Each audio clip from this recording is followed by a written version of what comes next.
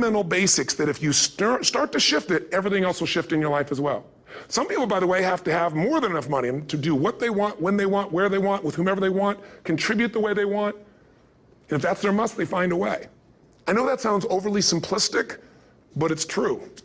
You know, somebody once said you could take all the money in the world out of the hands of everybody, out of all the wealthy people in the world who are really successful, give it to other people. It wouldn't take too long, those people would have it back in their hands. It's not because they're manipulative, it's because they have a standard. Some are manipulative, don't get me wrong, but they've got a standard of what they're gonna find a way to make happen. I'm just simply saying to you, take those 3 magic words and live them. Raise your standard. And if you really wanna do it, then I'll tell you the most important secret. Have you ever done this? Have you ever told yourself you're raising your standard? Okay, I'm gonna go make this happen. I'm gonna go make this much money. I'm gonna transform my kids. I'm gonna create the ultimate relationship in my life. I'm gonna transform my body, whatever it is. And then you don't have strong enough reasons and you don't use it. You don't follow through. It's because you didn't back up your standards with what makes those standards real, and that's rituals. Rituals are where the power is. Whenever we do our Robbins results coaching, and we say Robbins equals results, the way we get results with people, it's the same way if you listen to my Ultimate Edge program, or back in the old days, Personal Power, or if you went to one of my seminars. You know what I do is I take these huge challenges you got and we break them down into little bite-sized steps. Little things you do each day that after you do them, you get so much momentum that it's easy to succeed. You're not overwhelmed. You have these victory day after day after day on little things. If you went through Ultimate Edge, I'm sure you learned about the hour of power, or the 15 minutes to be able to be fulfilled, or 30 minutes to thrive, where you literally just condition your body and emotion with a couple little rituals. So it doesn't matter what's going on in your world, you feel that strength, and it's not fake, it's not some pump up, it's coming from inside you, and it works. Rituals define us.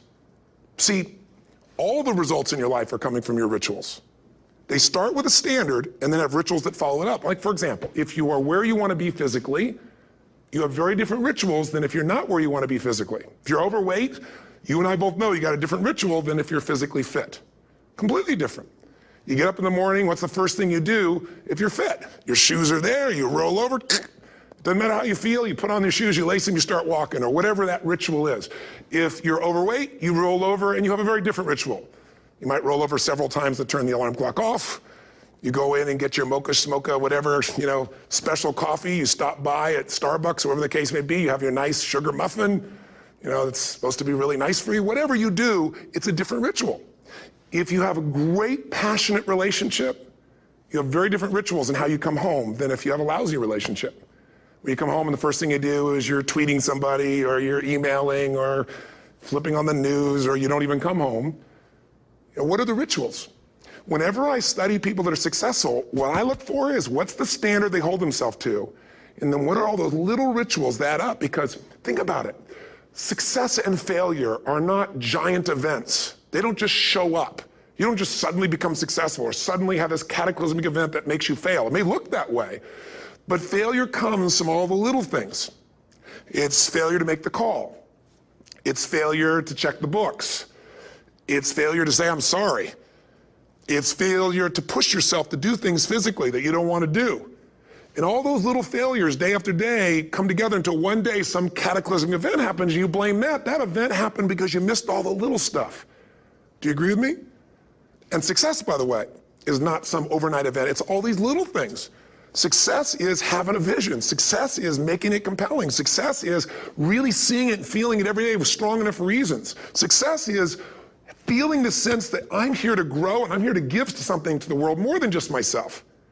Success is caring about other people. Success is calling and saying, I love you in the middle of the day for no damn reason. Or sending a note. That'll change your relationship. Have a ritual of something funny, playful, or a surprise you do. How many relationships are dead today because they have no surprise rituals anymore? You need to have some rituals, some cool things you do that nobody else does that gives you a better life than anybody else has. All the little stuff, that's where success comes from.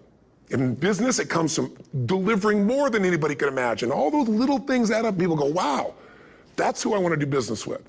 It's true in any area of your life.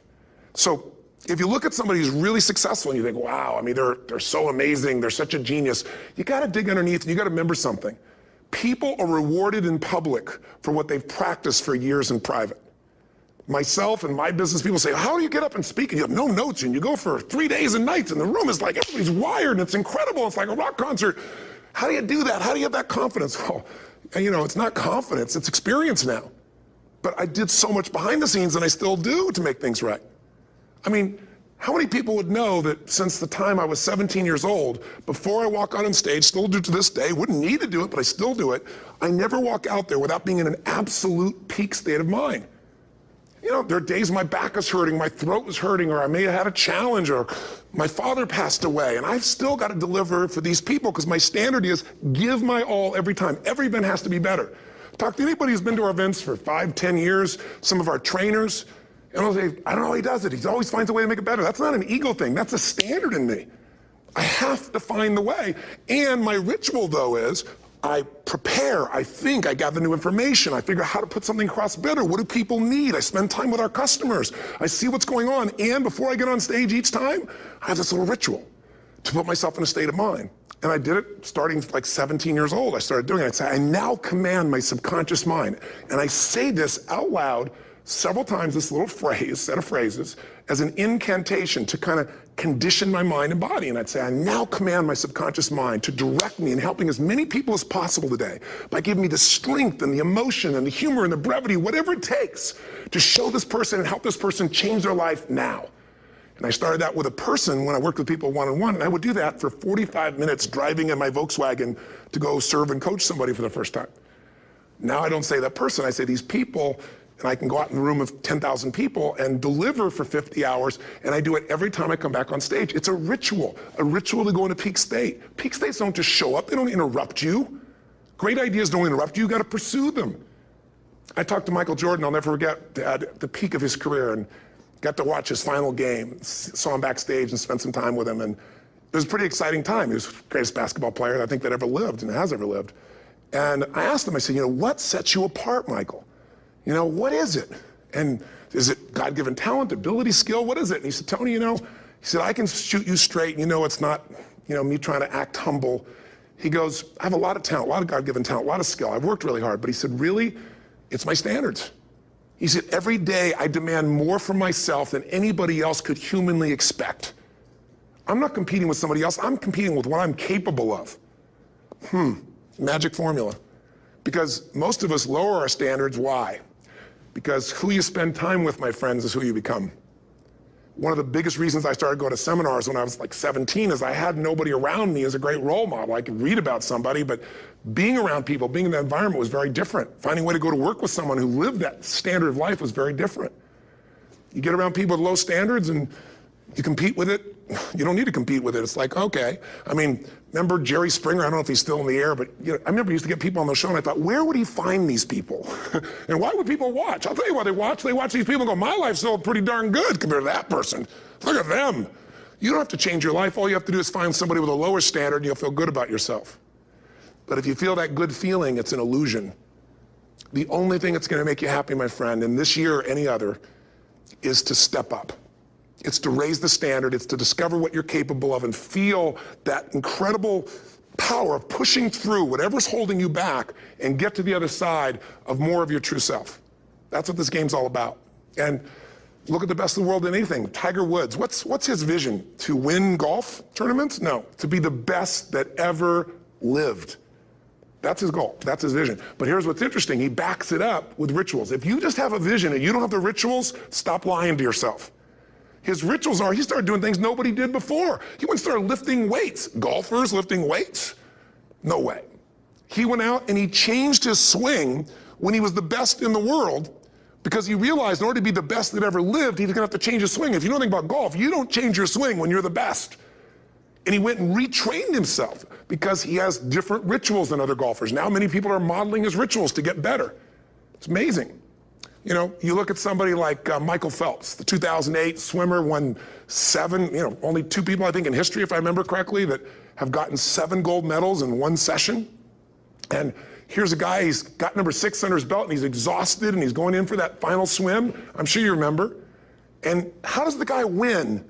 By 1/100th of a second. Do you think that was some massive skill that got him over the top? Or was it a standard that says, this is who I am? I am the champion. And no one is taking this from me. And somehow in those final milliseconds, 100th of a second, he pushed himself just beyond his competitor.